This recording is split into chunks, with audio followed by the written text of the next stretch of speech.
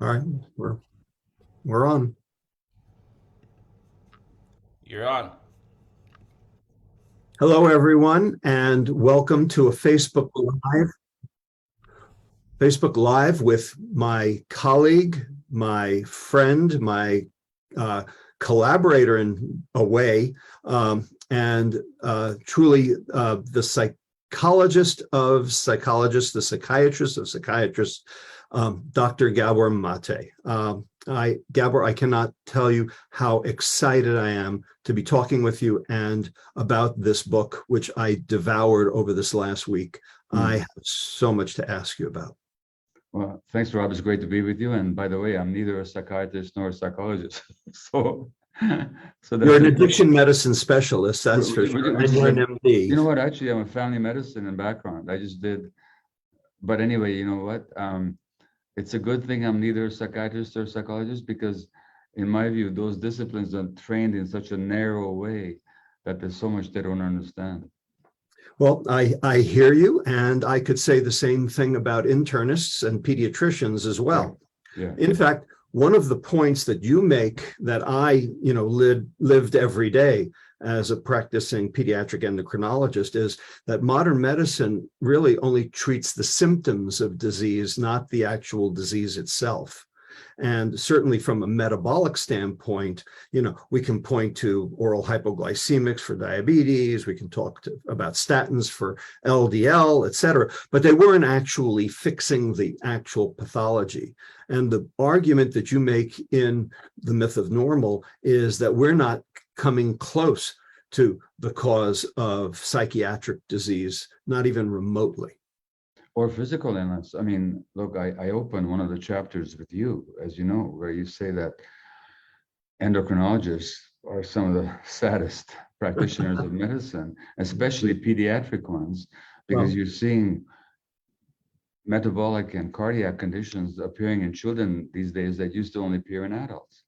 And exactly. that can't be due to the individual biology of the child. That has to do with the impact of this culture and this way of life on the child. And what we're both saying is that pathology, whether of mind or body in an individual, reflects a whole set of circumstances, not just the sickness of a particular organ in a particular human being. And our profession, for the most part, doesn't get that. No question. We've been trained to treat symptoms, and we also only have two modalities. We have prescriptions and procedures.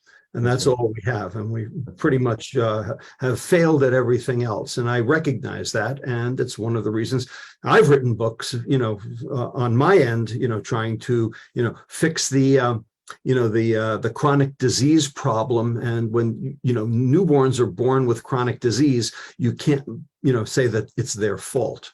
And I think the point you make in The Myth of Normal is mental illness is not your fault either.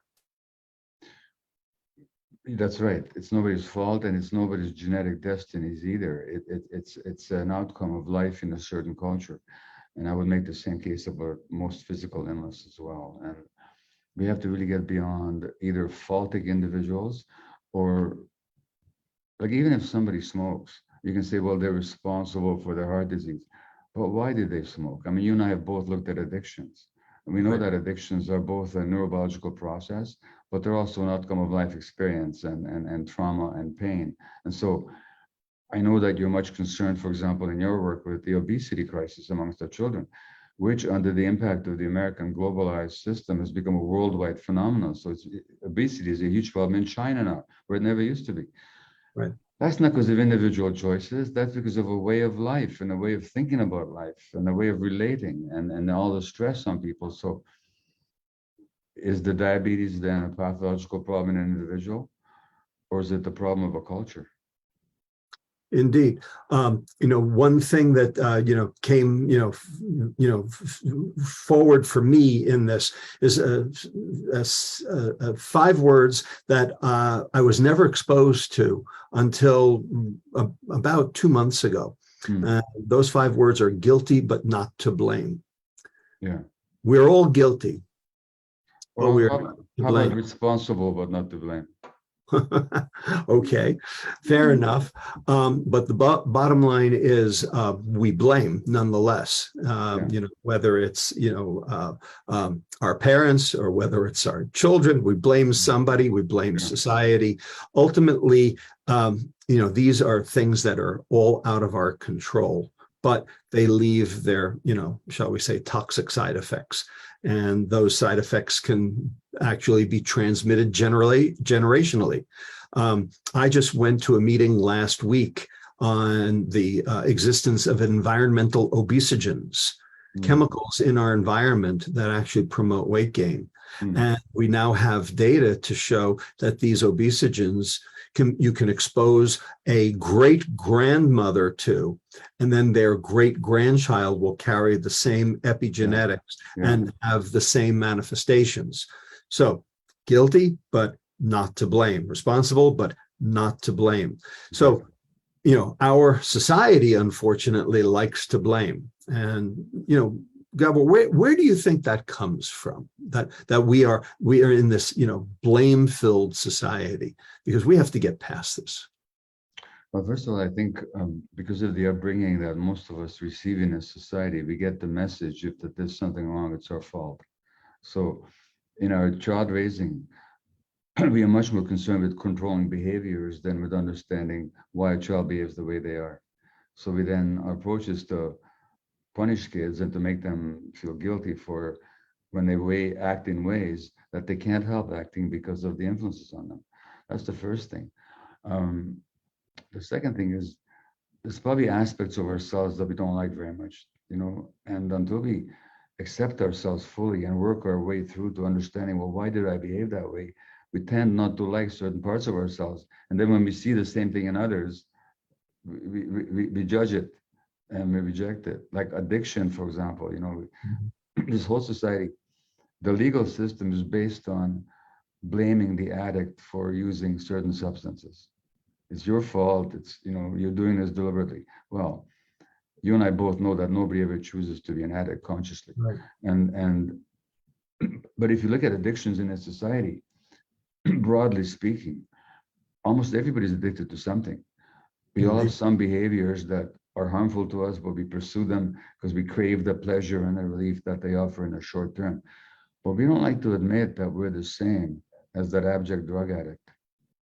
We don't like to see that part of ourselves. So therefore, we blame something in them to avoid looking at it in ourselves. So I think there's a kind of a self-protection in blaming others, because now we don't have to look at our own share in the same problem. Is it possible that it's just the best defense is a good offense? What do you mean by that? We basically deflect enough so that we don't have to take the blame for ourselves.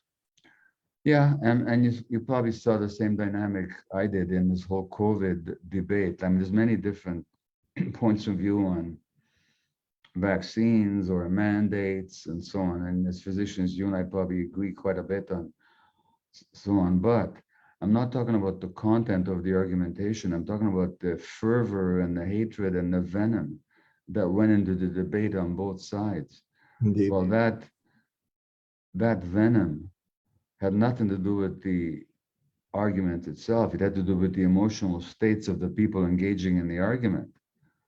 And I think in this society, there's just a lot of stress and people are very on the edge. It's not their fault. They're stressed. And then they take out their stress on other people who don't agree with them. I mean, you told me before we spoke that there's not every aspect of this book that you agree with. And I'm really looking forward to hear about that. But I don't think we're going to get venomous about it, No, not even remotely. Nor do we need to, But if we're both really stressed right now and kind of in a bad state of mind, what could be an interesting exchange of opinion could become sort of a very hostile debate, couldn't it? So having said that, it's interesting, you brought that up right here. Something you don't know that I've been doing for the last 2 years, I've been working with a colleague in Paris at the Université de Cergy-Pontoise. My colleague, his name is Philippe Gossier, and he's both a robotics professor and a neuroscientist. Mm-hmm. A very interesting combination. His job actually is to make robots behave more like humans so that humans will be more accepting of them. And so the whole question of how does the limbic system work, has been our work for the last 2 years. And we've actually developed a computational model of the entire limbic system. And when we put it together, which, was a daunting task to say the least, what we came to realize is it's all about the amygdala. The amygdala being the part of your brain that transduces the fear signal, the unknown signal, the uncertainty signal. In fact, it looks to me like the amygdala is the seat of all chronic disease. And the question is, if I may interrupt, why? There's actual research that shows that the higher the resting activity of the amygdala, the greater the risk of heart disease. Yeah, exactly right. So the question is, what's feeding that amygdala and what are the brakes on it? And it turns out there are 2 brakes, and they're both dysfunctional, and we have data to demonstrate they're dysfunctional in today's society. One is the prefrontal cortex experience, and the other one is the hippocampus memory.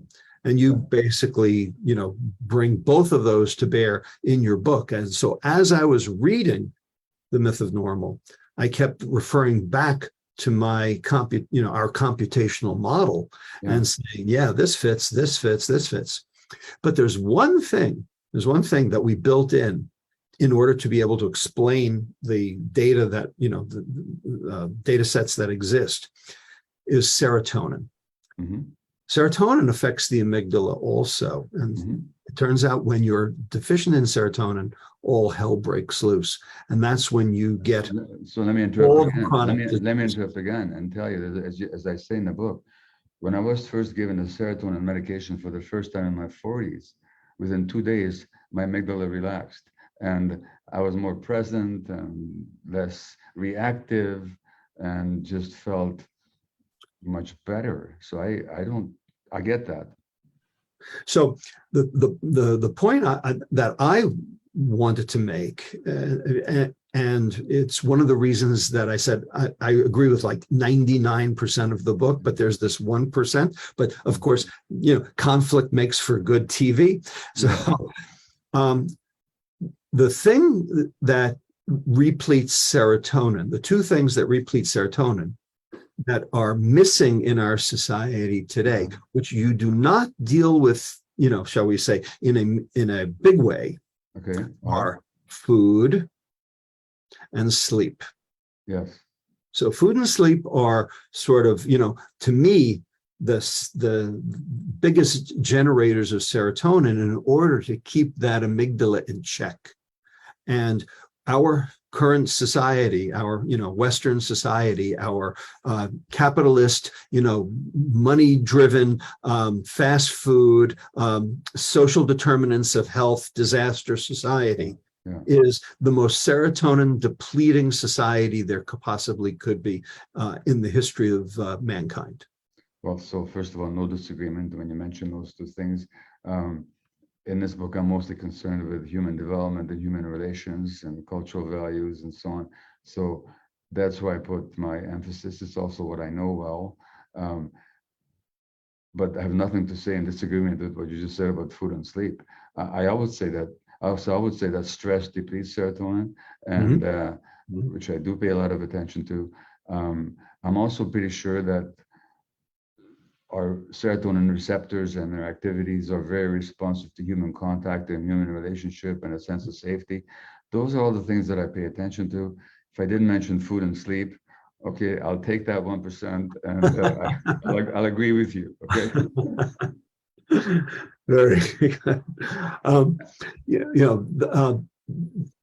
The serotonin system does seem to be set very early on in life. And it's, most of the serotonin that, is in the brain is not generated in the brain, it's generated in the gut. Yes, the gut has more serotonin than the brain does. Absolutely, by far. And Yeah, serotonin actually is transported anterograde from along the afferent vagus nerve. And the afferent vagus nerve is basically then informing the amygdala. So I think that, this,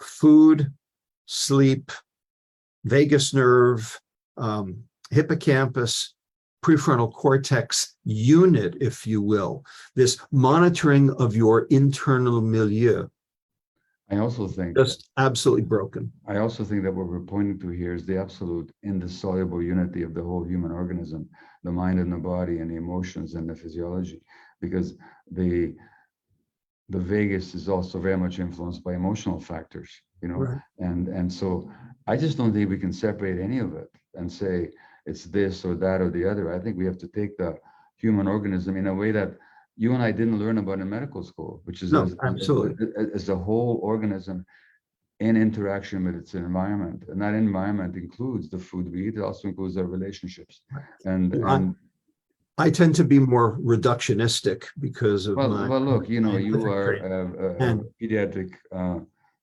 endocrinologist, and naturally you pay attention to the areas that you need to intervene in, when you see your clients. And I think it just reflects our reflective experience, but I don't think it reflects any kind of disagreement. no, not at all. I wasn't suggesting there was a disagreement. Yeah.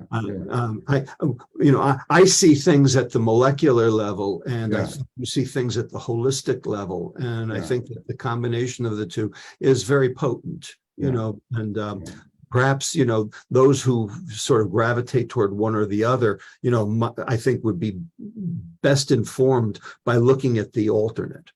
By the way, let me ask you a question about myself. So, in this context, so nobody looking at me from the outside will think of this, but always feel flabby. I put on weight rather easily. I mean, if I don't, it's because I swim and I take care of myself. You take very good care of yourself. I've watched you. But as an infant, I starved. Yep. And I had dysentery, and I was, and I think that it kind of reminds me of the Dutch hunger winter. I think that I have an easier tendency I probably created some cells that wants to hold on to fat as a compensation for my infant experience. Very possibly. Yeah. Are you familiar with the work of Sue Carter? Yeah, well, married to Stephen Porges. Right, Yeah, exactly. And the two of them together. The oxytocin stuff, you mean? Right. I've had the occasion to speak with both of them. Yeah. The polyvagal theory and also the role of oxytocin. Yeah. Oxytocin in her work, is front and center in terms of this notion of safety. Yeah.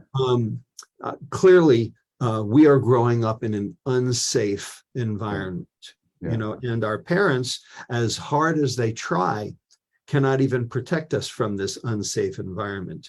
In your case, because of external forces, at the border, and in most other people's cases, because of what's in the pantry or what's on the TV or, what's at school. Well, if you look at the three major triggers for the physiological stress response, it's uncertainty, lack of information, and conflict. And you couldn't design a society better suited to deliver those conditions than the one that we have right now. So here are parents doing their very best. They love their kids. They're devoted, but they're so stressed themselves. Those conditions of safety that the release of oxytocin requires, and that, as Stephen Porges points out on his polyvagal theory, the relaxation of the vagus nerve, they're just not available. They're culturally not available. So we have to work extra hard to overcome. It's almost like we have to work against the culture to provide safety for our children. Indeed. And so that's the, big question is the culture dictates to some extent what we anticipate of our children. Yeah. And then when our children don't meet it, all hell breaks loose. As you make an extraordinarily cogent argument in the book, ultimately psychopathology is, based on the tension between authenticity and attachment. Yeah. We Well, all need attachment, but we all need to be ourselves. And the bottom line is that we are not allowed to be ourselves. And in the process, we end up destroying our own attachments. exactly. So, see, I've been treated for depression, and at some point I took antidepressants, as I mentioned earlier. They helped me for a while. I'm not against them in principle. But to look upon depression as sort of a biologically determined disease is putting the cart before the horse. Because under the conditions of my early infancy, my serotonin receptors would not have developed very well in the first place. And in the second place, if you look at something like depression, the word itself should tell us what it's about. What does it mean to depress something? It means to push it down. Now, what gets pushed on in depression is feelings. Now, why do people push down their feelings? Because early in their childhoods, they had to decide, shall I have all my feelings and express them? Or shall I attach to my family? Because if I want to attach to my parents, they can't accept all my feelings. Now I have a decision to make. Do I suppress myself to belong, or do I go off on my own? Well, what 2-year-old can afford to go off on their own? So they sacrifice their authenticity in order to be accepted for the attachment relationship, and then we pursue that all our lives. So then we become in our 30s and our 40s, and we're wondering, who the heck am I anyway? And how come I don't even know what I feel? Well, you don't know what you feel because you pushed it down in order to be acceptable. So with that in mind, and recognizing you are a family practitioner, but an addiction medicine specialist, not a developmental psychologist, let me ask you a question. Yeah. This question plagued me through my early parenthood and continues to plague me from friends asking me about it. What about timeout?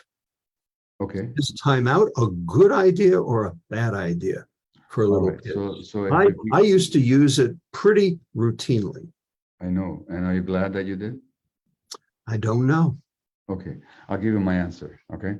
So one of the irreducible needs of the child is unconditional loving acceptance from the parent. Unconditional. I don't love you because you're pretty or successful, or you're good or compliant. I love you, period, because you exist. Okay. No, the child needs that. That's an unconditional need. It's irreducible need of the child. Now, the parent who uses time, by the way, I used to advocate timeout myself. I used to do it as a parent. Wish to God I hadn't. Because the message to the child is, you're only acceptable in my presence under certain conditions. So if you have anger, you're not acceptable to me. And that means the punishment is going to be, I'm going to threaten you with the loss of what is most important to you. Now, Rob, if I were in a room with you, and if I wanted you to behave, I could get you to behave very easily. All I'd have to do is to point a gun in your head, and you would do everything I wanted you to do, wanted me to do. You do everything I wanted you to do. Holding the attachment against the child is like holding a gun to his head, saying, I'm going to deprive you of the thing that your organism most requires, the attachment relationship. And the behavior, and so you're going to get good results because the child, when they're small enough, they're scared enough by the loss of attachment that they'll comply. There are two consequences. One is they'll get the message that they're only acceptable under certain conditions and that the love in this world is very conditional. Number two, have you ever tried timeout on a teenager? Try think to a 14-year-old, time out. Oh, you mean I don't get to be in your August presence for the next 2 minutes? How unutterably tragic, In other words, by that time, when they don't need you anymore, you're just going to get resistance. Of course. The more you push on kids, and that's an emotional pressure to time out, the more resistance they're going to generate. So in the long term, now here's the question about parenting. What is our goal? Child development or behavior control? Because very often what we do to attain control of behavior runs against the needs of child development. And what we don't understand is that When a child is connected with you, feels safe with you, and trusts you, they'll want to be good for you. So when Well, they're not good for you, it's because you already have disrupted the relationship. so again, I totally accept that. And I know that there is an enormous amount of truth and important information in that. Having said that, the data argue that it depends on whether or not that child can cope or whether that child cannot cope. And what determines whether or not any individual stress will allow for coping or not. Turns out there's an area of the brain, it's not part of the amygdala anatomically, but functionally, it works as a gating mechanism for stress. And that part of the brain is called the bed nucleus of the stria terminalis, the BNST. Turns out when stress comes in, it has to be sorted. And it can either be sorted into negative reinforcement, like for instance, when you put your hand on a hot stove, and that's a major stress, and you learn real fast that that's not a good idea. And so that there is a learning loop, and you actually get a dopamine surge, even though it's a negative reinforcement, because dopamine is the learning neurotransmitter as well as the reward neurotransmitter. That was gated through the bed nucleus of the stria terminalis. And the thing that turns on that BNST so that you can process a negative reinforcement is serotonin. When serotonin levels are low, then the central amygdala takes over, activates the hypothalamic pituitary adrenal axis. You get the entire sympathetic response, you get the cortisol rise, and you get the anxiety, and you end up getting. All right, okay, Rob. So ultimately, let me be sardonic here for a moment, okay? Sure. So what's the lesson? The lesson is that before you give your 2-year-old a timeout, do a detailed brain scan and check out how these circuits are functioning. Look, here's the thing. Right. Let's not forget something. Human beings evolved, and evolution prepared us for certain environments. For example, we could not live in an oxygen-deprived environment. We couldn't. Our bodies are not designed to live deprived of oxygen. It's the same with our emotional lives. Now, if you look at how Aboriginal people and indigenous people and hunter-gatherers parent, they don't use timeout. They don't hit their kids. Right. They hold their kids all the time. I talked to a Cree woman once who said that in our culture, in the old days, a kid wasn't even allowed to touch the ground for 2 years. We carried them everywhere. And their kids turned out to be socialized and part of the culture and self-reliant and cooperative. So we have something to learn, and we know quite a bit about how indigenous and Aboriginal peoples in their original settings, in original culture parenting. All this other stuff of behavior control is already a consequence of a civilization that destroys fundamental relationships, which creates behavior problems in the child. And then we think, how do we solve these behavior problems? But the behavior problems themselves are a consequence of a denatured culture. That's what I would argue. So I know you're not a pediatrician. I am, but I'm also not a feeding expert. Yeah. Neither are you.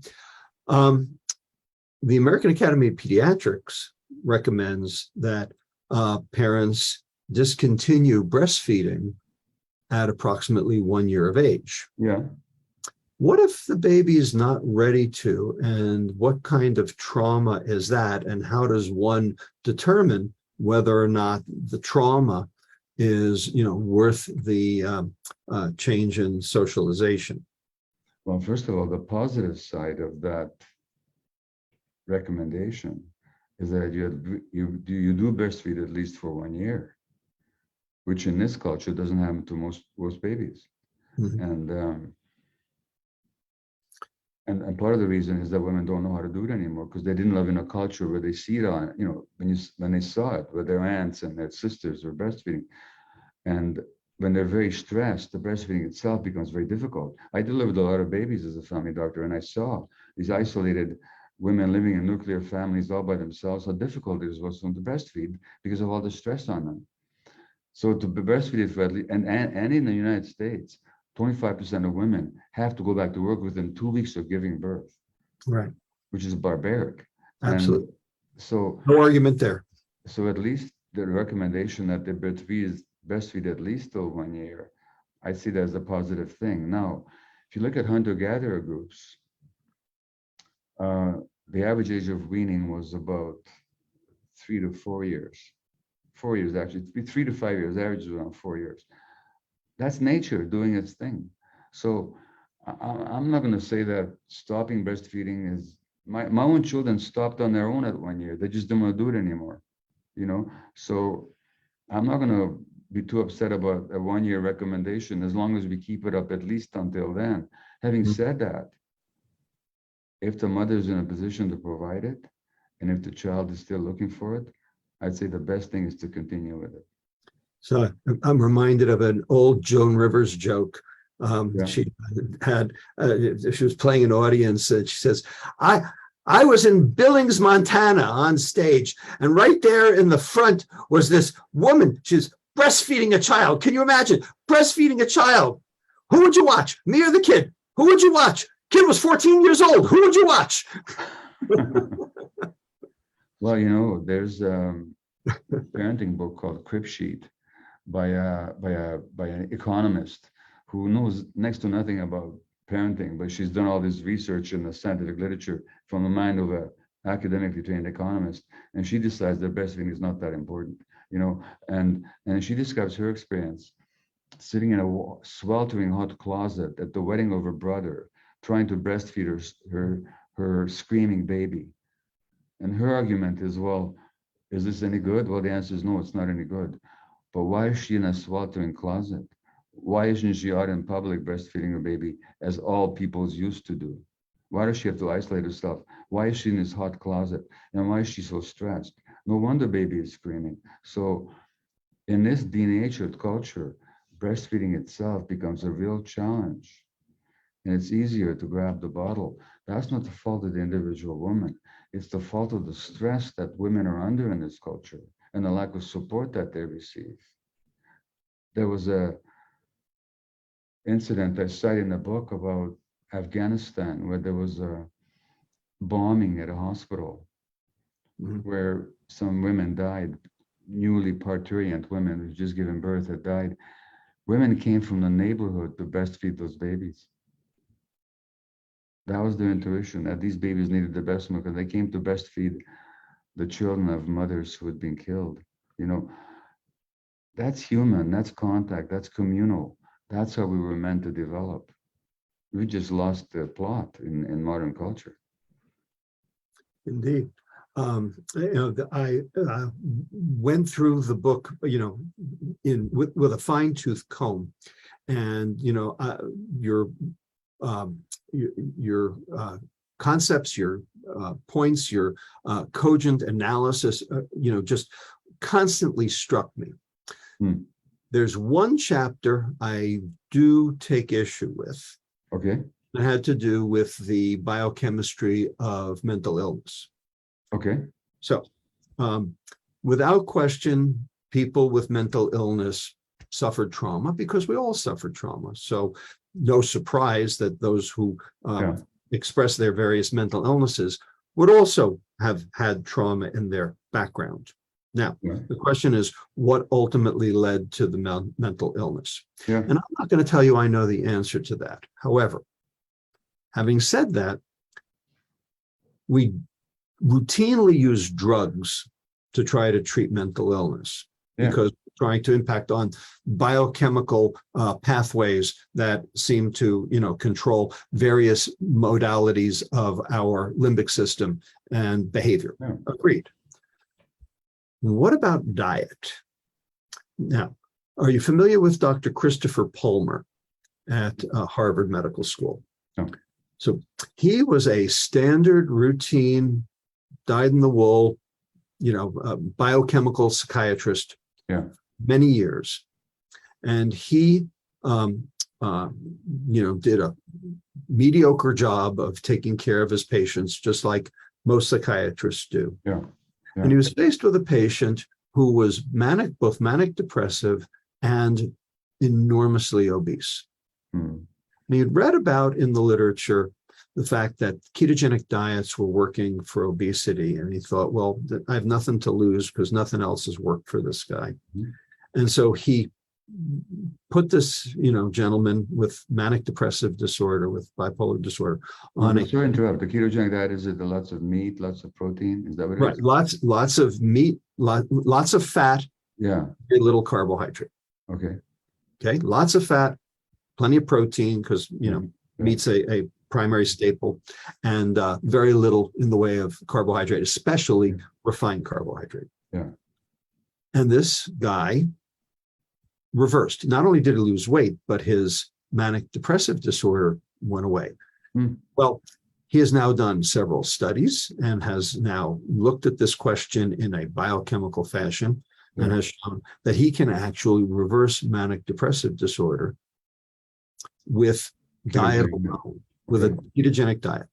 He's coming out with a book at the end of this year, which I would recommend to the audience because I've read this as well, called Brain Energy, where he actually says that psychiatric disease, as we know it, is a mitochondrial disorder. And anything that will improve mitochondrial function can actually improve psychiatric disease.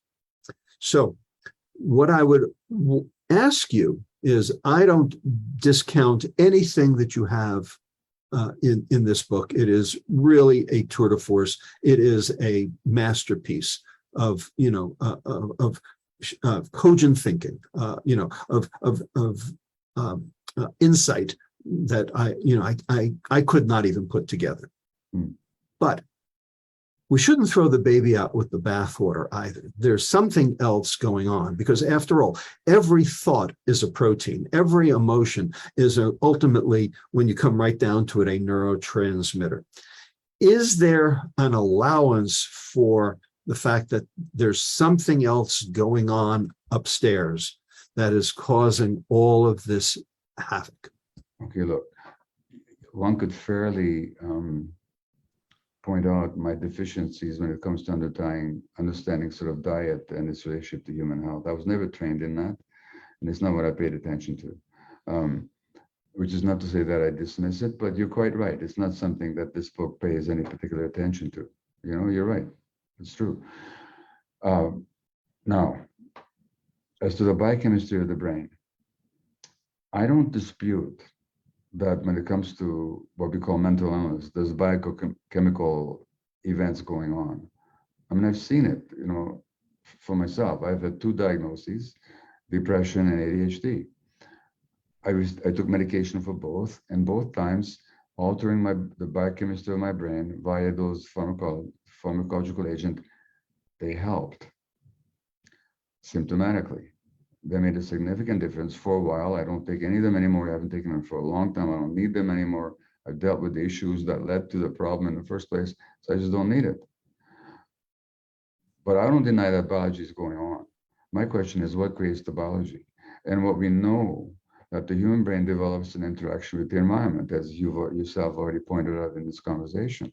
Indeed. And so that the fact that, say, me taking serotonin enhancing medication, an SSRI, in my case fluoxetine, that helped settle my depression and put me in a much better mood very quickly, doesn't prove that lack of serotonin caused my depression, any more than if you're tongue-tied and socially anxious and you have a drink at a party and all of a sudden you're sociable and friendly, that doesn't prove that your brain was suffering from a lack of alcohol, or if you have a migraine headache and you take, or any kind of headache, and you take a ibuprofen and that settles your headache, that doesn't prove that your headache was caused by lack of ibuprofen.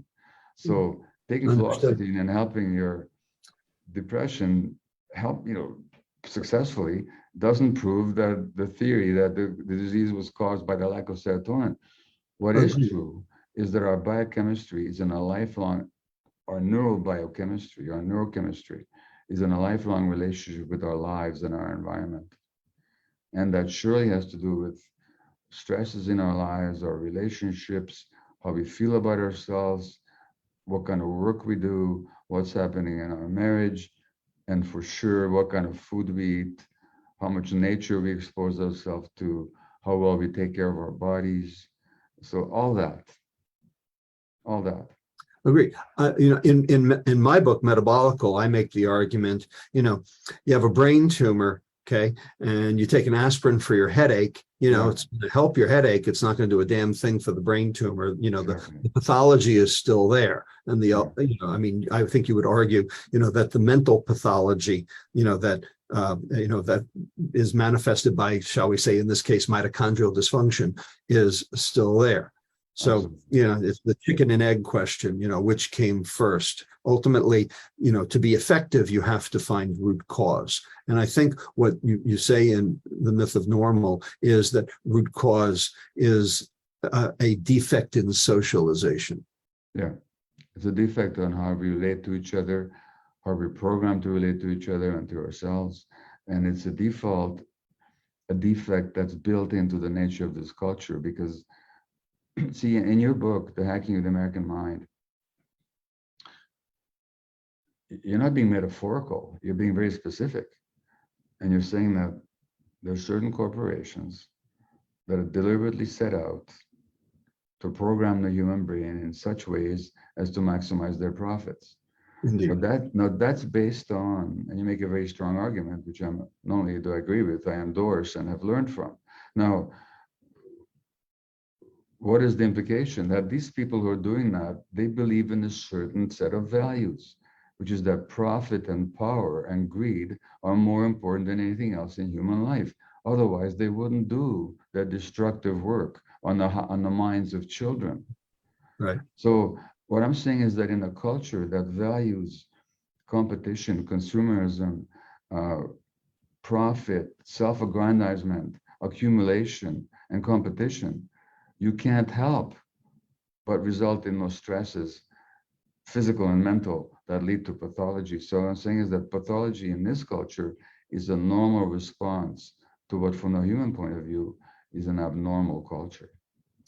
Well, so first of all, thank you for the segue to the political, because we have 15 minutes and I wanted to really hone in on it. And I, by the way, I think you were very brave in, that entire part 4 about our toxic culture. You really laid it out. And, I just, was applauding the whole way as I read it and just said, you go, Gabor. That was great. All right. For all the audience, okay, just read part 4. Okay. If you read nothing else, read part 4, because it just takes our entire societal values to task, and appropriately so. So thank you. Having said that, we live in a capitalist culture. Yeah. We've seen what happens in a communist culture. Yeah. We've seen what happens in a socialist culture. Yeah. And they all suck. I grew up in a communist country, Hungary. I know. Yeah. And that didn't work either. No. So what choice do we have? Well, look, the systems that you describe are all materialistic cultures.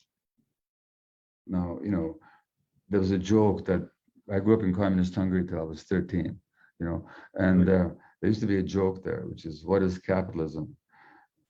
Capitalism is the exploitation of man by man. And what is communism? Under communism is the other way around. In other words, both systems were exploitative systems.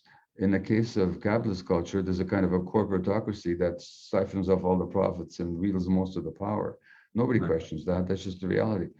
Under the communist system, there was the communist bureaucracy and leadership that siphoned off all the power, had all the cars, had the special stores, and all this equality was a pure lie, So it's not what you call a system that matters, it's how it actually functions. And I just think that we have to start questioning how we live our lives. It's not for me to provide a solution, but we make a fundamental false assumption when we think that any system is permanent. Human systems are under constant evolution. We don't live, there might be many similarities between now and how we lived in ancient Greek or Roman times. There are significant similarities, but there are also significant differences. We've come a long way. So I just think humanity has got this dynamic to keep moving forward based on their experience. And for that to happen, people have to be very realistic and what I call very disillusioned, unillusioned about their reality. So all I want in this book is for people to see reality. And then let's ask ourselves our questions. If this is our reality, and if this reality is not working for us, how can we move forward? It's not for me to provide that answer, but I'm sure here to encourage that question. And yeah, I'm not going to point to any system and say, here's the answer. It's for us to find that answer together. But in order to find the answer, we have to start asking the question. Well, we're very far away from answering that question, I think, in any meaningful way. And I think that, you know, you bring up in the in part 4, you know, just what the obstacles to being able to do that is. We have to elect politicians, and politicians have their own trauma. Yeah. In fact, that's why they run, because they have their own trauma. That's what they're so desperate for assuaging their trauma. You know, you look at almost any American president in the recent times, there was significant trauma in their lives, which they haven't dealt with, and which shows up in their politics. I don't care which side of the political spectrum you're speaking from, by the way. It's on both sides. And recently, well, the current president, there was an article in the New Yorker just 3 weeks ago about the history of dysfunction and alcoholism in the Biden family.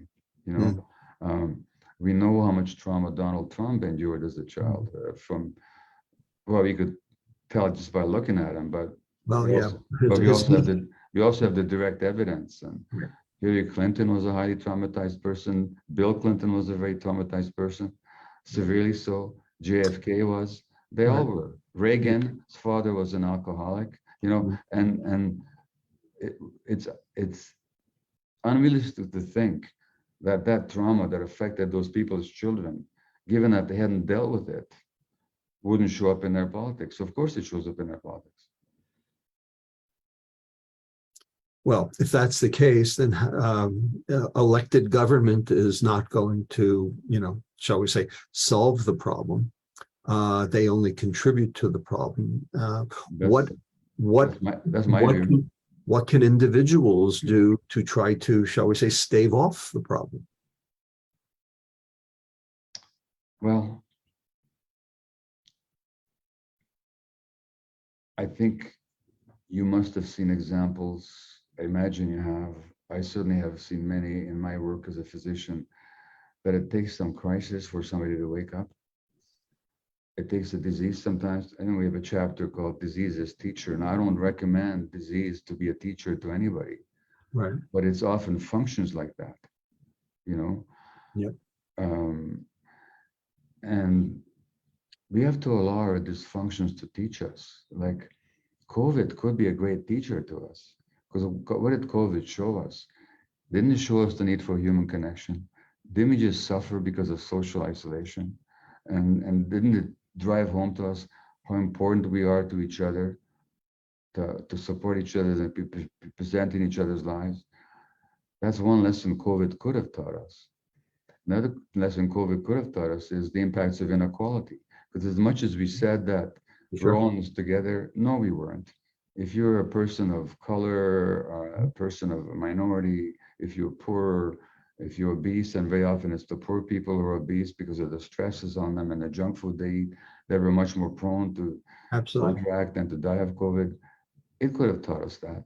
It could also taught us the importance of social cohesion, because whatever we think of the various policies that were enacted, and a lot of legitimate debate on that, at least all of a sudden there was a public discussion about how we can all heal together. So the COVID crisis could have acted as a wake-up call, and as a teacher, I don't think it has, but it could have. I don't think so either. I think we could have, however, so what I'm saying though is, let's learn from our experience. Let's learn from experience, both on the individual level and also on the social level, and certainly on the medical level. And as physicians, for God's sakes, let's open our eyes to the unity of human life and to the holistic nature of human beings, to the biopsychosocial nature of our being, as Dr. George Engel pointed out in 1977. And let's look at the whole person, not just their pathology, not, as you said, Rob, just at their symptoms, but what is driving all that. And that includes every aspect of our way of life, from our relationships to the food we eat. Well, I'm going to tell you, I think that that's going to be a really tall order. I think prior to 2007, we might have had a shot at it, but something happened in 2007 that I think has basically, shall we say, stacked the deck against us, and it's this. Yes, absolutely.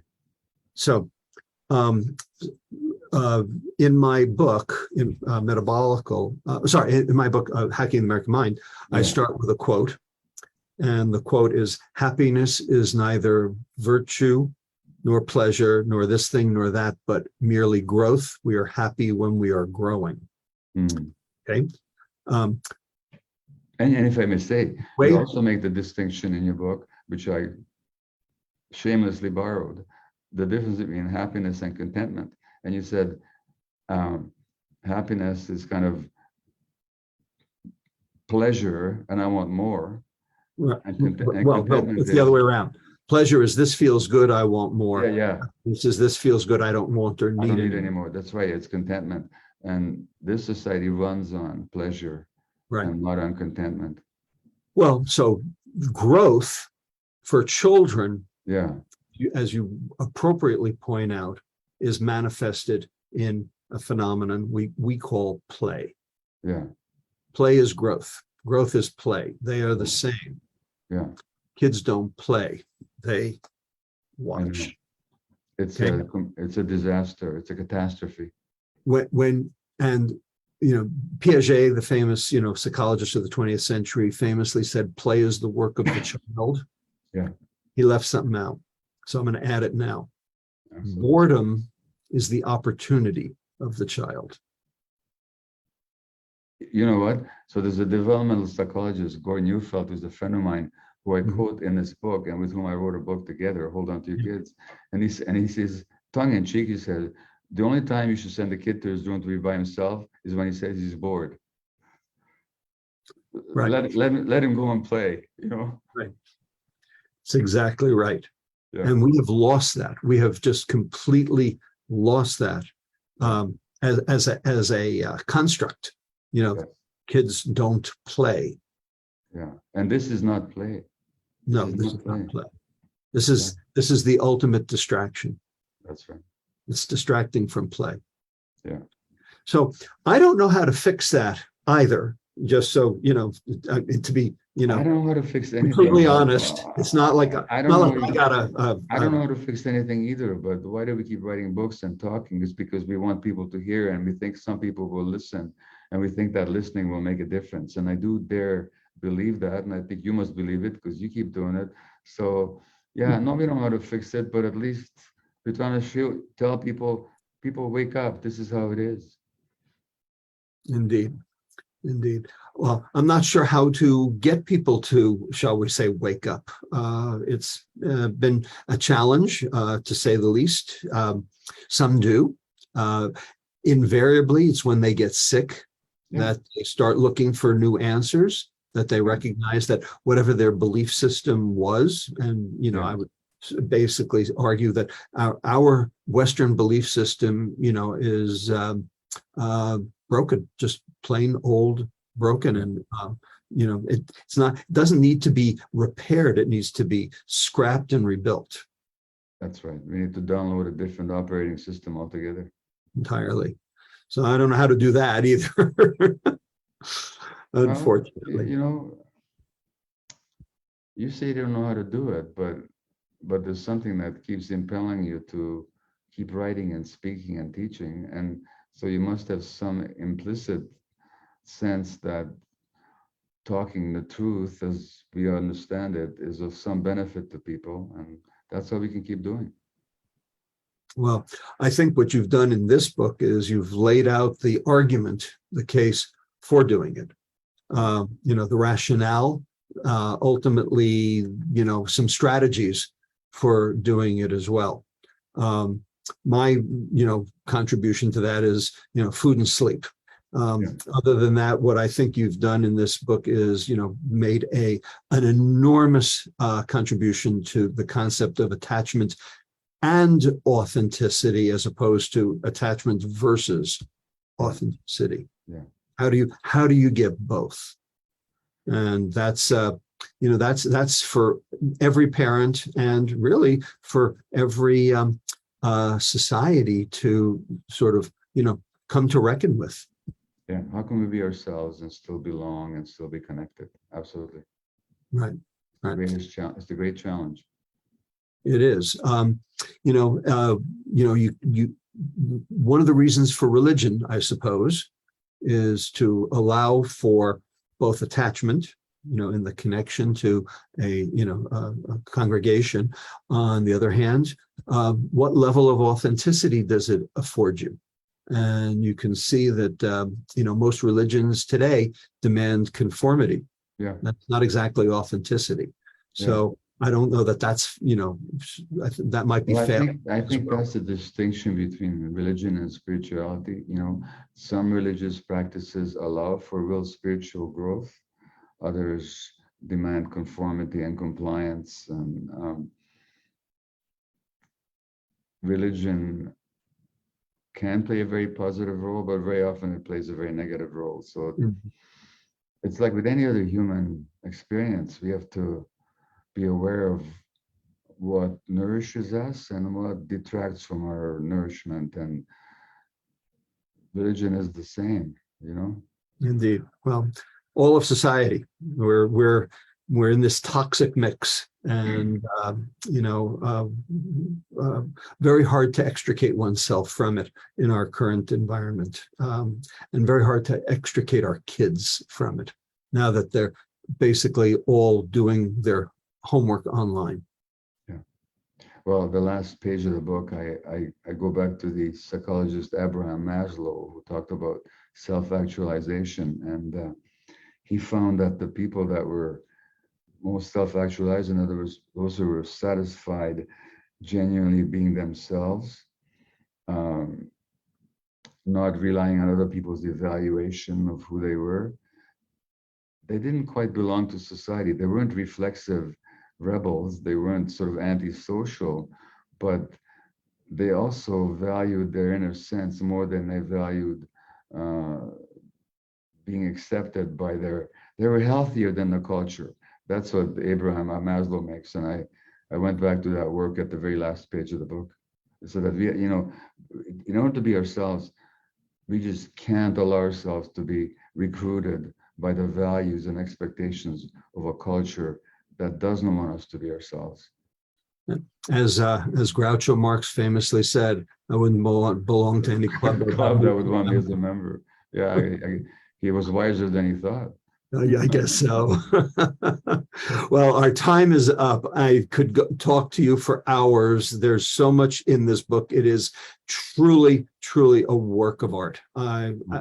Gabor, you've done society a great service, and we thank you for it. Really, everyone has to read this book. It's amazing. Thank you, and I hope to see you in person. I can't tell you how much it means for me to hear you say that. Thank you very much, and thank you indeed for hosting me on this program. My pleasure. My pleasure. Thank you all. Okay.